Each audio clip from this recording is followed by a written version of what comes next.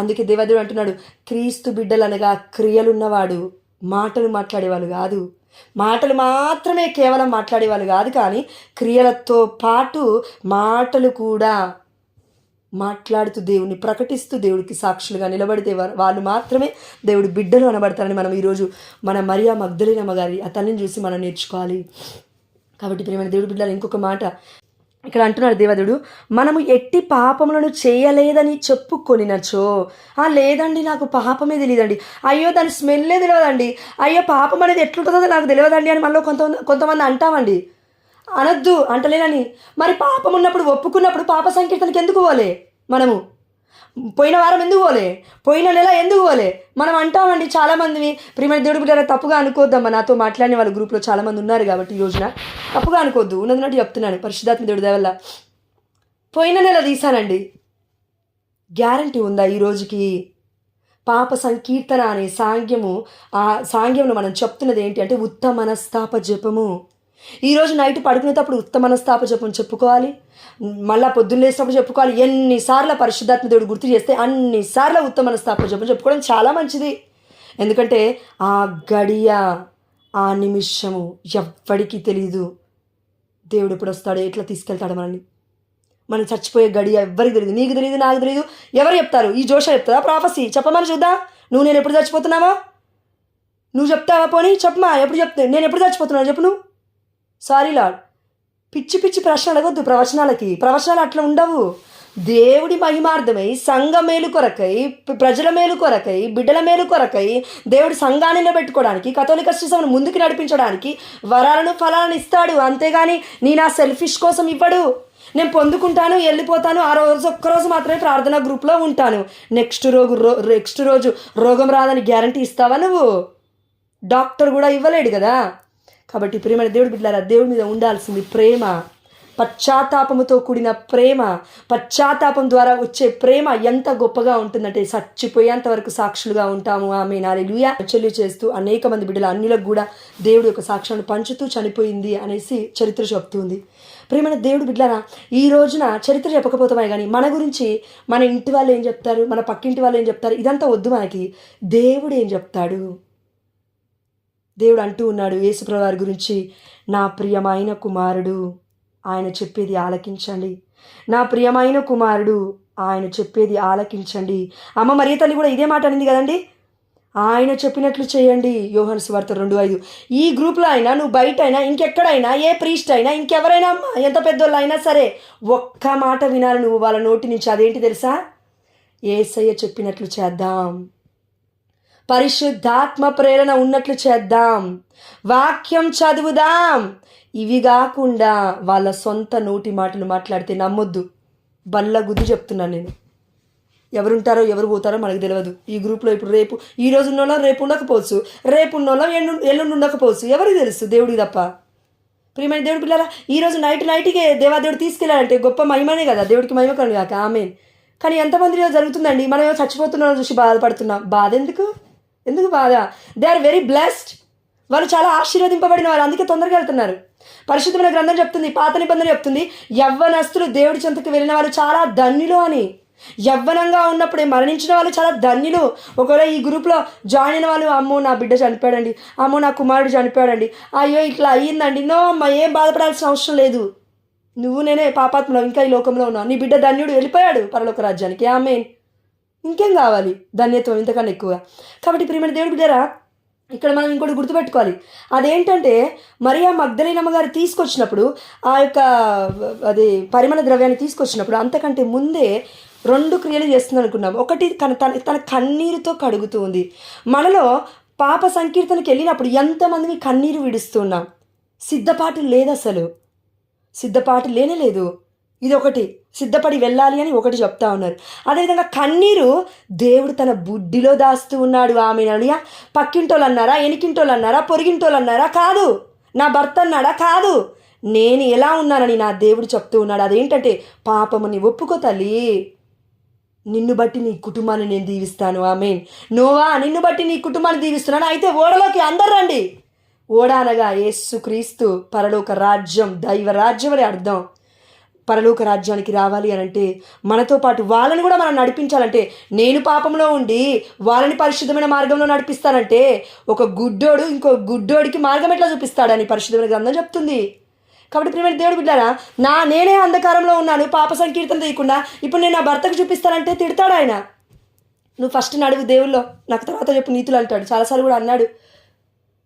ప్రియమైన దేవుడు బిడ్డారా, ఇంకా మనం మారాలి, రోజు మారాలి. అనుకుంటున్నామా ఏంది మనం పరిశుద్ధం అయిపోయాను? నో. నీతిమంత్రం అయిపోయాను అనుకుంటున్నామా ఏంది కొంచెం పరిచయం? నో. వాక్యం తెలవగానే, లేదంటే వాక్య పరిచయం తెలవగానే, ప్రాఫెసీ తెలవగానే, అద్భుతాలు చేయగానే, ఇంకేదో చేయగానే అన్నీ వచ్చి నాకు అనుకుంటున్నామా ఏంది? నో, ఏమీ రాదు. దేవుడు చేయాలది. మనం చేయాల్సింది మనం చేయాలా? దేవుడు చేస్తే దేవుడు చేస్తాడు. ఏంటది? దేవుడి ఆత్మను నిండుగా పొందుకొని మనం జీవించాలి అంటే కావాల్సింది మన కన్నీరు. యేసయ్య తన బుడ్డిలో దాస్తూ ఉన్నాడు. ఆమేన్. నీ యొక్క కన్నీటిని నేను నా బుడ్డిలో దాస్తున్నాను. ఇది కరెక్ట్గా ఒకసారి ఆలోచిస్తే, నీ యొక్క పేరుని నీ తల్లి గర్భంలో నువ్వు పుట్టినప్పుడే, నేను పేరు నీకు పెట్టినప్పుడే జీవ గ్రంథంలో నీ పేరు లిఖింపబడి ఉన్నాయి. ఆమేన్. హల్లెలూయా.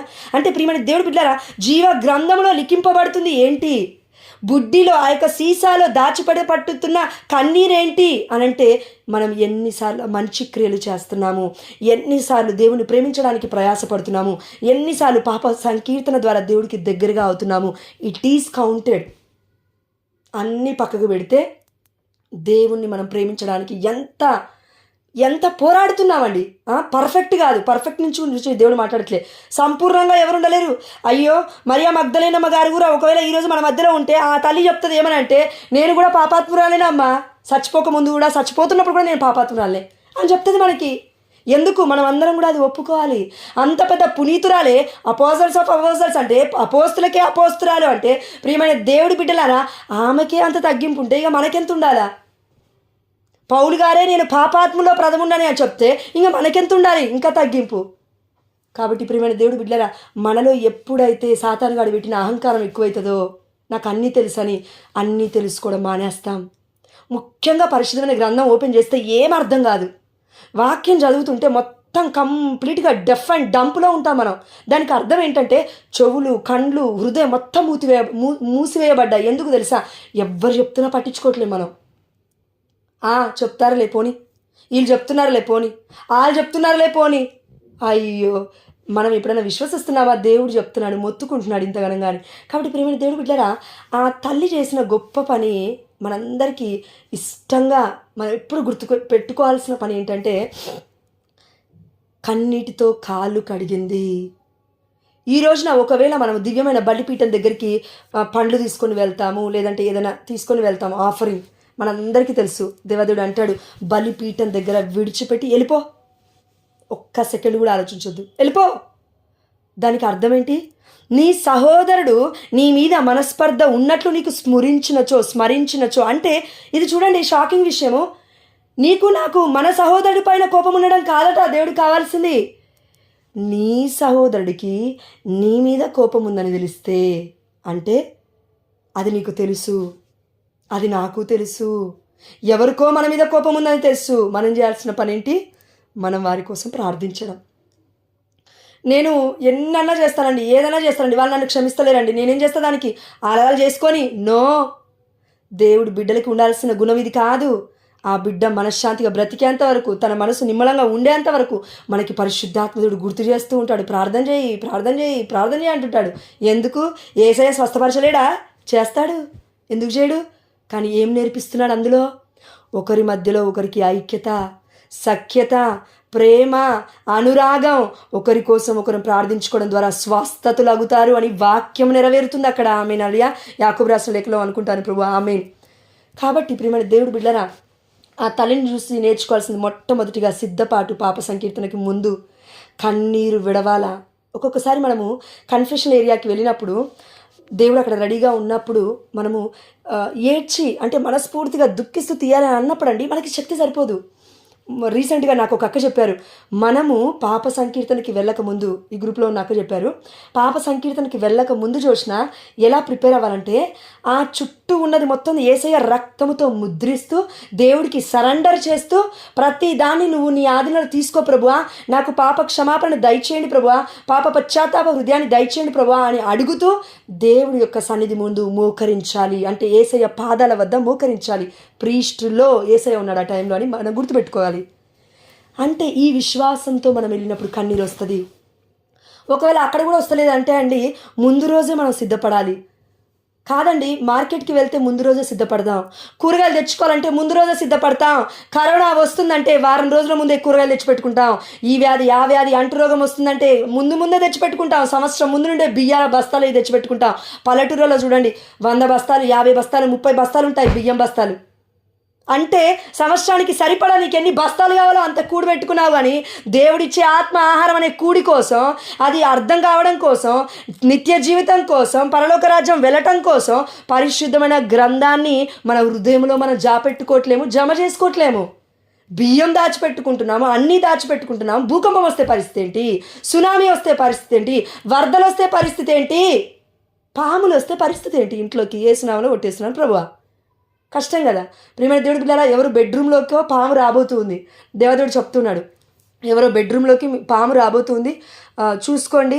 ఎక్కువగా లూకాసు వార్త 10:19 చదవండి. లేదు అంటే రోమీలకు రాసిన లేఖ, మళ్ళీ చెప్తాను, పునీత పౌలు గారు రోమీలకు రాసిన లేఖ 16వ అధ్యాయము 20వ వచనము రాసుకోండి ఎవరైనా వీలైతే. పునీత పౌలు గారు రోమీలకు రాసిన లేఖ 16వ అధ్యాయము 20వ వచనము. మన సమాధానముకు మూలమగు దేవుడు త్వరలో సైతాను యొక్క తలను మన పాదముల క్రింద చితక త్రొక్క బడినుగాక. ఆమెనాలియా. ఆ సర్పం యొక్క తల యేసు నామములో చితక త్రొక్క బడినుగాక తల్లి. ఆమెనాలియా. By the power of the holy spirit my lord Jesus. ఆమె. కాబట్టి ప్రియమైన దేవుడు బిడ్డారా, దేవదేవుడు మన అందరికీ చెప్తున్నాడు ఈ సమయంలో. కాబట్టి ప్రియమైన దేవుడు బిడ్డారా, ఆనందంగా అనిపించే గొప్ప వాక్యం ఏంటంటే, ఇది మొట్టమొదటి సిద్ధపడని తెలుసుకున్నాం, దాని తర్వాత జుట్టుతో తుడవని అక్కడ ఆగాం కదా మనం. ఇంకా ఎక్కడికో వెళ్ళాం కాబట్టి ఆ సందర్భంలో అక్కడ యూదుల ఆచారం ప్రకారం జుట్టు కవర్ చేసుకోవాలి మొత్తం. కరెక్ట్గా చూస్తే మనమన్నా ఈ రోజులలో ఉన్నట్టు మాట్లాడుతున్నాడు పరిశుద్ధత దేవుడు కాబట్టి. నేను చూశానండి చాలామంది, నన్ను నేను కూడా చూసుకుంటున్నాను, చున్ను ఎందుకు ఉండదు తల మీద.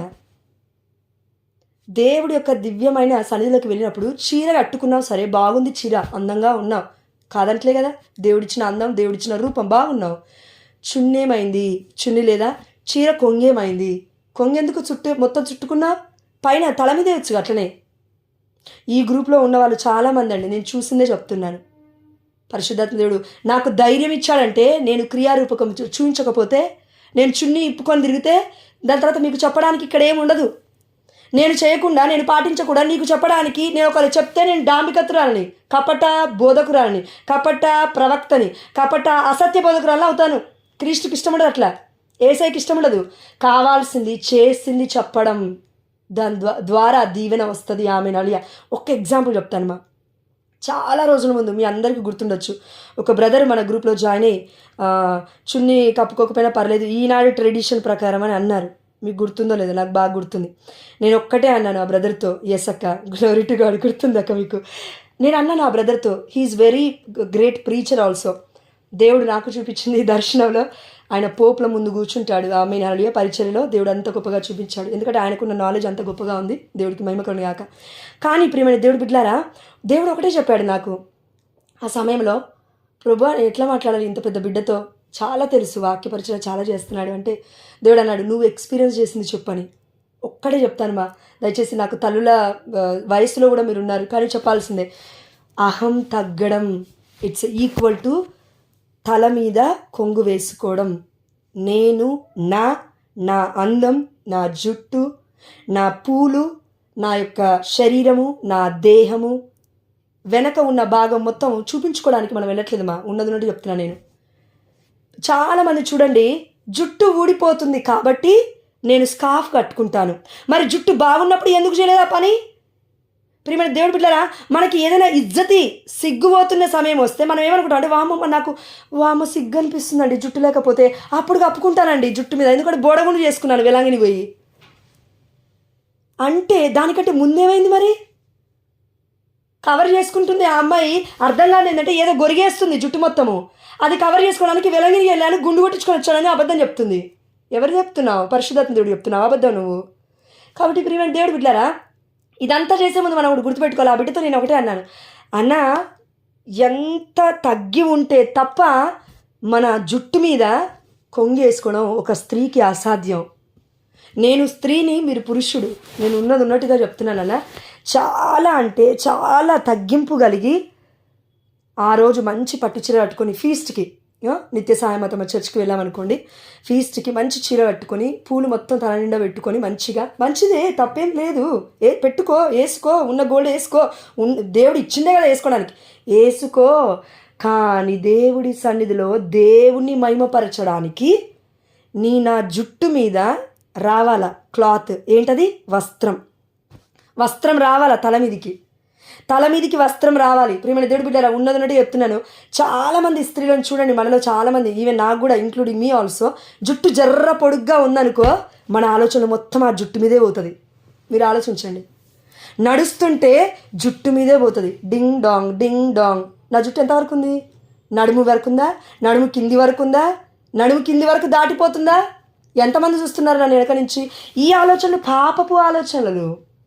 వెనక ఉన్న వాళ్ళకు కూడా డిస్టర్బెన్స్, వెనక ఉన్న వాళ్ళకు కూడా పాపం ఫోకస్ దేవుడి మీద చేద్దామని వచ్చారు పురుషులు ఎవరైనా.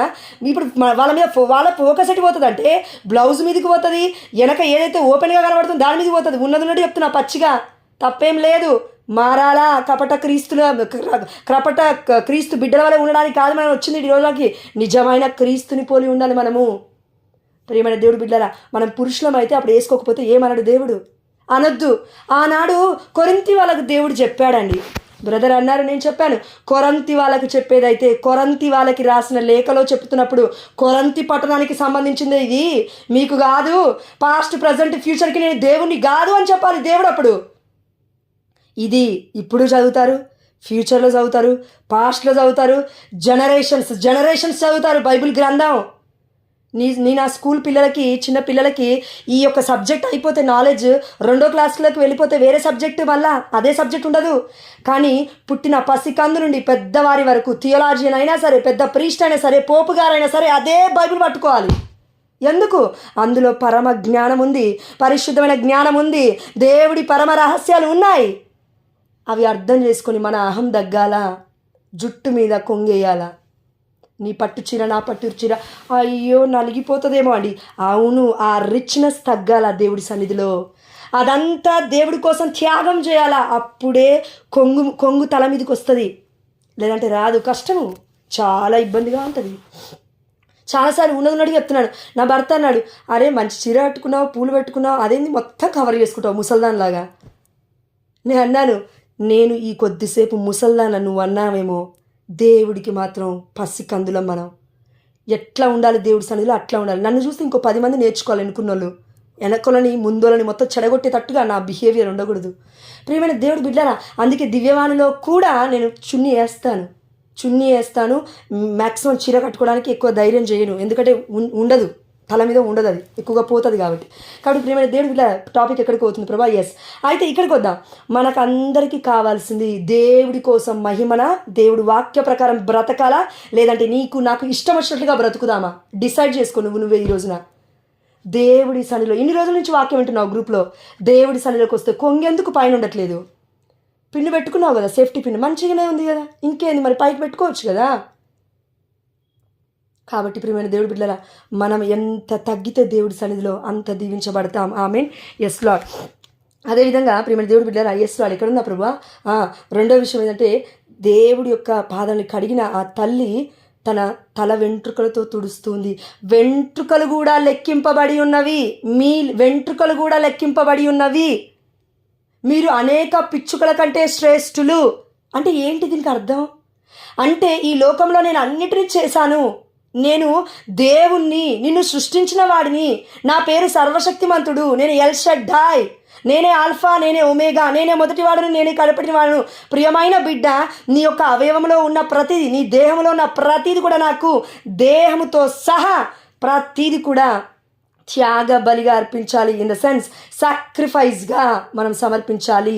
పునీత పౌలు గారు రోమిలకు రాసిన లేఖ 12వ అధ్యాయం మనం చూస్తూ ఉన్నాం. అయ్యా నేను నా దేహాన్ని సజీవ యాగ బలిగా సమర్పిస్తానయ్యా, నేను త్రుంచబడాలయ్యా, నలగొట్టబడాలయ్యా, విరగొట్టబడాలయ్యా. పాటల వరకే అయితే ప్రవర్తన కష్టం, ప్రవర్తన వరకు మారాలా. దేవుని చూపించాలి అంటే మనం ప్రతి అడుగు, ప్రతి క్షణం, చూసే చూపు, మాట్లాడే మాట, రీతి, what ever it may be, ప్రతిది కూడా దేవుని చూపిస్తుంది అనే విషయం మనం గుర్తుపెట్టుకోగలగాలి ప్రియమైన దేవుడి బిడ్డలారా. అందుకే ఆ తల్లి ఇంత పొడుగా ఉంటుందండి తన జుట్టు. మీరు హిస్టరీ చూడండి. దాని తర్వాత మొత్తం కాలు తుడుస్తూ ఉంది. అంటే ఆమె అప్పటి వరకు పురుషుల ముందు తన యొక్క ఆ యొక్క తలపాగా కరెక్ట్గా మాట్లాడితే చున్ని దుప్పట్ట తీయలేదు. కానీ యేసయ్య ముందు తీసి నన్ను సృష్టించాడు, ఈ జుట్టును సృష్టించాడు, నా దేహాన్ని చేసింది ఈయనే, దేవుడే గొప్పవాడు అని ఒక ప్రాఫెసీని మోసుకొని వచ్చిన మరియా మగ్దలేనమ్మ గారి యొక్క జీవితాన్ని చూసి మనం చాలా నేర్చుకోవాలి. ఇంకా ఈ యొక్క మగ్దలా మరియమ్మ గారు ఏం చేస్తున్నారంటే మనందరికీ తెలుసు. ఇందాక కూడా చెప్పింది కదా, తను మొట్టమొదటిగా వెళ్ళింది ఎక్కడికి? దేవుడు యేసు ప్రభువు వారి యొక్క ఆ యొక్క ఇక్కడ సమాధి వద్దకు వెళ్ళినప్పుడు మనం చూస్తూ ఉన్నాము మరియా మగ్దలేనమ్మతో పాటండి ప్రియమైన దేవుడి బిడ్డలారా గుర్తుపెట్టుకోవాలి. వేరే గాస్పల్లో, వేరే సువార్తను మనం చూస్తే అక్కడ ఏముంటుందంటే మరియా మగ్దలేనమ్మ ఇంకొక స్త్రీ ఎవరో ఉన్నారు. వాళ్ళిద్దరు కలిసి వెళ్ళారు. వెళ్ళేటప్పుడు వాళ్ళు మాట్లాడుకుంటూ వెళ్తున్నారు. ఏమని అంటే ఉదయకాల సమయంలో, అవును రాతి ముద్ర వేసి పెట్టారు కదా యేసయ్య సమాధి ముందు, అయితే ఇప్పుడు ఆ రాతిని ఎవరు తొలగిస్తారు? 4 పురుషులు కలిసి పెట్టారు సమాధి మీద రాతిని. ఇప్పుడు మనం ఎట్లా తొలగిస్తాం దాన్ని అని మాట్లాడుకుంటూ వెళ్తూ ఉన్నారు. కానీ వారిలో ఉన్న ప్రయాస, వారిలో ఉన్న యేసయ్యను చూడాలనే ప్రేమ, యేసయ్యను చూడాలని కూడా కాదండి, ఎందుకంటే మరియా మగ్దలేనమ్మ గారు అప్పటికి ఇంకా చూడలే కదా. ఆమె ప్రయాస ఏంటంటే చనిపోయినప్పటికీ నా యేసయ్య, నా రబ్బీని నేను చూడాలి అని పరిమళ ద్రవ్యాన్ని నేను పూసాను. నేను మళ్ళీ వెళ్ళి నా యేసయ్య శరీరానికి, నా బోధకుడి యొక్క శరీరానికి, నా యజమానుడి యొక్క శరీరానికి పరిమళ ద్రవ్యాన్ని పూస్తూ నేను తనివి తీరా చూసుకోవాలి అని ఆశపడింది. ప్రియమైన దేవుడి బిడ్డ, ఇది మనకి ఎలా అర్థమవుతుందంటే యోహాను సువార్త 20వ అధ్యాయము 15వ వచనం మనం చూస్తున్నాము. అమ్మ ఎందుకు ఏడ్చుచున్నావని యేసయ్య అంటూ ఉన్నారా? ఎస్. దాని తర్వాత ఒక మాట ఉంది. ఆమె ఆయనను తోటమాలి అని భావించి, అయ్యా నీవు ఆయనను తీసుకొని వెళ్ళిన ఎడల ఆయనను ఎక్కడ ఉంచుతావో చెప్పుము, నేను వెళ్ళి తీసుకొని పోయేదను. ప్రియమైన దేవుడి బిడ్డలారా, ఈ మాట తను మగ్దలా మరియమ్మ గారు అంటున్నారంటే, అంటే ఆ తోటమాలితో, అంటే యేసయ్యతో మాట్లాడుతున్నా, ఆ సందర్భంలో ఇంకొక స్త్రీ వచ్చినామో వెళ్ళిపోయింది. ఎప్పుడు? బయటనే చూసి వెళ్ళిపోయిందేమో. మేబీ మధ్యలో డిస్కషన్ అయినప్పుడు ఆ రాతి ఎవరు తొలగించాలని వెళ్ళిపోయిందేమో. లేదు అని అంటే యేసు ప్రభువు అక్కడ ఉన్నారు కాబట్టి ఏ విధంగా అయితే ఆ దొంగ వాళ్ళని కావలి పెట్టినప్పుడు దేవుడి దర్శనం ద్వారా దేవదూతను చూసినప్పుడు వాళ్ళు మొత్తం పడిపోయారు, చచ్చిపోయిన శవాల్లాగా పడిపోయారు వాళ్ళు. అంటే మేబీ తను కూడా అన్కాన్షియస్ అయిపోయిందేమో సమాధి బయటనే, తెలీదు. కానీ దేవుడు మరియా మగ్దలేనమ్మకి మాత్రమే ఈ ధన్యత్వాన్ని ఇస్తున్నాడు. ఎందుకంటే ఆమె ఎలాంటి ఆలోచనతో వచ్చిందో మనకి తెలీదు. మేబీ స్వస్థత కోసం వచ్చి ఉండొచ్చు, లేదంటే ఈమెతో పాటు వెళ్దాంలే, ఏదో పిలిచింది కదా పొద్దునొచ్చి ప్రార్థనకి, ఏదో పిలిచింది కదా పొద్దునొచ్చి ఆ యొక్క యేసయ్య సమాధి దగ్గరికి వెళ్దామని, తోడుగా రమ్మని చెప్పిందిగా ఈ స్త్రీ, అందుకే వస్తుందేమో తెలియదు మనకి. ఆమె ఎలాంటి ఉద్దేశంతో వస్తుందో మనకి తెలీదు. కానీ నా ఉద్దేశం ఒకవేళ మంచిదైతే దేవాదేవుడు మరియా మగ్దలేనమ్మ గారితో ఏ విధంగా అయితే మాట్లాడుతూ ఉన్నాడో డైరెక్ట్గా ఫేస్ టు ఫేస్, తోటమాలి అనుకుంది. దాని తర్వాత యేసయ్య అంటూ ఉన్నాడు, మాట్లాడిన తర్వాత రబ్బీ అని గుర్తించినాను. ఎస్ అండి, ఇక్కడ ఇంకొక మాట ఉంది చూడండి. అయ్యా నీవు, తోటమాలి అనుకొని అంటుంది, అయ్యా నీవు ఆయనను తీసుకొని వెళ్ళిన ఎడల ఆయనను ఎక్కడ ఉంచుతావో చెప్పుము. ఒకసారి ఆలోచించండి. ఇప్పుడు చెప్పినా కూడా తెలుసుకున్న తర్వాత ఏం చేస్తారు తను? మరియా మగ్దలేనమ్మ గారు మళ్ళా ఆ దేహానికి ఆ యొక్క పరిమళ ద్రవ్యాన్ని పూయడానికే వచ్చింది, మనకు అర్థమవుతుంది. ఎస్. కానీ దాని తర్వాత ఇంకో మాట ఉంది చూడండి, నేను వెళ్ళి తీసుకొని పోయేదను అని అనేను. ఆమంటే ఏం చేస్తుందంట? యేసు ప్రభువు వారి యొక్క దేహాన్ని తీసుకుపోతుందంట. ఎక్కడికి? ఆమెకి ఇష్టం వచ్చిన చోటకి. నా యేసేతో నేను ఉన్నప్పుడు ఎన్నో దేవుడు చేస్తున్న బోధనలు విన్నాను. ఆనందం అనిపించింది. నాకు విడిచిపెట్ట బుద్ధి అయితే లేదు. ఈ లోకమంతా కపటం, ఈ లోకమంతా బూటకం, ఈ లోకమంతా ఎట్లనే ఉంది. కానీ ఈ లోకం మొత్తం నన్ను ధృవీకరించారు. ఈ లోకం మొత్తం నన్ను దెయ్యమన్నారు. ఈ లోకం మొత్తం 7 దయ్యాలు పట్టాయన్నారు. ఈ లోకం మొత్తం నన్ను పిచ్చిదానన్నారు. ఈ లోకం మొత్తం నన్ను పనికిరాందనన్నారు. ఈ లోకం మొత్తం నన్ను వ్యభిచారురాలన్నారు. ఈ లోకం మొత్తం నేను దేనికి పనికిరాను, ఇది పాపాత్మురాలన్నారు. ప్రభువా, కానీ నువ్వు మాత్రం నన్ను పేరు పెట్టి పిలుస్తూ ఉన్నావు. ఈమె చేసిన పని ప్రపంచమంతా ప్రకటింపబడుతుందని. ప్రభువా, అంటే నా పేరు కూడా ప్రపంచం మొత్తం మారుమోగేలాగా నువ్వు చేస్తూ ఉన్నావు అని. తనలో ఉన్న తలాంతులండి మేబీ తనని నిద్రపోనివ్వలేదు. యేసయ్య చనిపోయిన తర్వాత నాకు తెలిసి మరియ తల్లితో ప్రపంచంలో ఎవరైనా పడుకొని నిద్రపోకుండా ఎవరైనా వెయిట్ చేశారంటే మేబీ తప్పకుండా మరియ మగ్దలేనమ్మ గారే. ఎందుకంటే ప్రతి కథోలిక శ్రీ సభలో చర్చెస్లో కొన్ని పెయింటింగ్స్ చూస్తుంటాం మనం. అక్కడ ఎవరుంటారంటే మా అమ్మ మరియ తల్లి ఉంటుంది. పరిశుద్ధురాలు, పరమ పరిశుద్ధురాలు అమ్మ మరియ తల్లి. అవునా? ఎస్. పరిశుద్ధమైన అమ్మ మరియ తల్లిని పట్టుకొని పక్కనే యోహాను గారు ఉంటారు. ప్రియమైన శిష్యుడు. యేసయ్య పిలుచుకున్నాడు, ఎన్నుకున్నాడు, అపోస్తలుడు. ఎస్. కానీ 3వ వ్యక్తిగా ఇంకొకరు కూడా ఉంటారు కొంచెం దూరంలో, మరియా మగ్దలేనమ్మ గారు. అంటే దేవాదేవుడు ప్రపంచానికి ఏమని ప్రకటిస్తున్నాడంటే అతి పరిశుద్ధురాలు, తన యొక్క పుట్టుకలో కూడా పాపమే అంటకుండా సోకకుండా నేను నా తల్లిని పుట్టించుకున్నాను. నా తల్లి మరియ తల్లికి ఎంత గొప్ప స్థానాన్ని నేను ఇచ్చానో, ఇదిగో ఎవరైతే నన్ను ప్రేమిస్తారో, ఇదిగో ఎవరైతే నాకు మొదటి స్థానాన్ని ఇస్తారో, ఎవరైతే నన్ను వాళ్ళ ప్రాణం కంటే ఎక్కువగా వాళ్ళ ప్రాణాన్ని కూడా పక్కకు పెట్టి నా కోసం దారపోయడానికి సిద్ధపడతారో, నేను వాళ్ళకి ఇస్తున్న స్థానం నా తల్లి, నా సోదరి, నా సహోదరుడు, నా బిడ్డలు, సమస్తమిక. దేవుడు ఒక్క మాట మాట్లాడాలంటే నీలాగా నాలాగా ఉన్నది లేనట్టుగా లేనిది ఉన్నట్టుగా ప్రవర్తించకుండా పోలే యేసయ్య, మొత్తం ప్రవర్తించే వెళ్ళాడు. అందుకే దేవాదేవుడు అంటున్నాడు, నా తల్లి ఎవరు, నా సహోదరి సహోదరుమణులు ఎవరు, ఇదిగో నేను చెప్పుతున్నది వింటున్నవారు. నా దేవుడి చిత్తం ఏంటి? వాక్యం వినటం. దేవుడి చిత్తం ఏంటి? వాక్యం చదవటం. దేవుడి చిత్తం ఏంటి? వాక్య ప్రకారంగా అన్నిటికంటే ఎక్కువగా జీవించడం. అందుకే ప్రియమైన దేవుడు బిడ్డలారా, ఈరోజు దేవుడు నిన్ను నన్ను పిలిచింది ఏదో బొట్టు పెట్టి పిలిస్తే పేరంటానికి వచ్చిపోయినట్లుగా గంట సేపు కూర్చొని పోవడానికి పిలవలే. పరిచర్యకి ప్రాణం పోయేంత వరకు, ప్రాణం పెట్టేంత ప్రేమ కోసం నిన్ను నన్ను దేవాదేవుడు చూస్తూ ఉన్నాడు. ప్రియమైన దేవుడు బిడ్డలారా, ఆ ప్రేమ మనలో ఉంటే మనం ఏం చేస్తాం తెలుసా? ఇక్కడ తను అంటుంది, అయ్యా నువ్వు ఇచ్చేయి, నేను తీసుకుపోతాను. లాజికల్గా మాట్లాడితే, ఈ లోకాల జ్ఞానం ప్రకారం మాట్లాడితే, ఒక స్త్రీ 5 అడుగుల 8 అంగుళాలు దాదాపు 76 కిలోలు ఉన్న యేసయ్యని మోయడం చాలా కష్టం ఒక స్త్రీకి. కానీ ఎక్కడికి తీసుకుపోతుందామా? ఆమె ప్రేమ, ఆమె ప్రయాస దేవుణ్ణి అట్లా చూస్తుంది కాబట్టి అట్లా మాట్లాడగలిగిందండి. నువ్వు ఇచ్చేయి, నాకు కావాలి, నువ్వు నాకు కావాలి, నువ్వు నాకు కావాలి, నువ్వు నాకు కావాలి. ప్రియమైన దేవుడు బిడ్డారా, పసి కందు పాల కోసం ఎట్లా గిలగిలగిల కొట్టుకుంటుందో, ఏ విధంగా అయితే అదేవిధంగా ఈ యొక్క ఒడ్డుకేసిన చేప నీళ్ళు లేకపోతే గిలగిలగిల కొట్టుకుంటుందో, యేసయ్య లేకపోతే గిల గిల గిల గిల కొట్టుకోవాలి.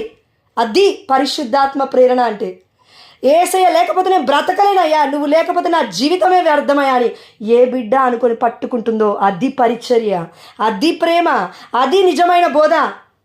రబ్బీ బోధకులుగా మార్చకుండా ఉండడు. ఆమె నడియా బోధకుని పట్టుకుంది కాబట్టి బోధకురాలుగా మారింది మరియా మగ్దలేనమ్మ గారు. ప్రపంచానికి మొత్తం దీవెనకరంగా అపోజల్స్ ఆఫ్ అపోజల్స్ అంటే అర్థం ఏంటంటే బోధకులకే బోధకురాలుగా. అందరి అపోస్తలకి మరియ తల్లి. ఈ అపోస్తలకైనా మరియా మగ్దలేనమ్మ గారికి కూడా మరియ తల్లి.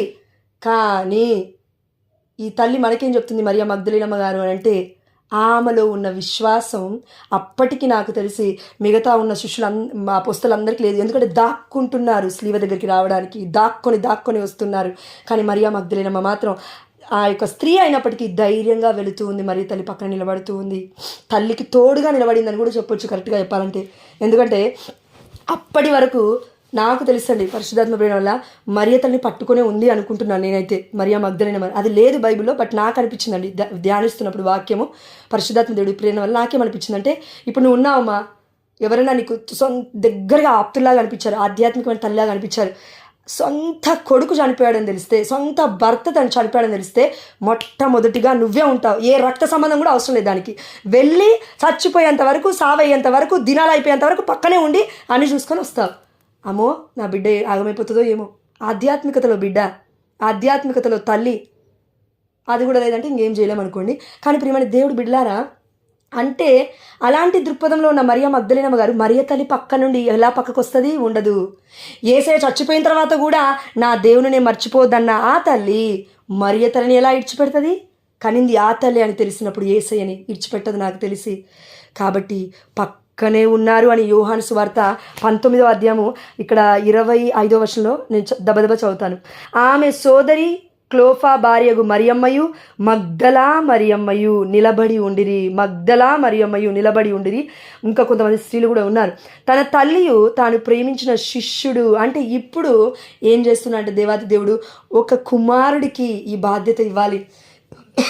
ఈ రోజుల్లో చాలామంది కుమార్తెలు చూసుకుంటున్నారు.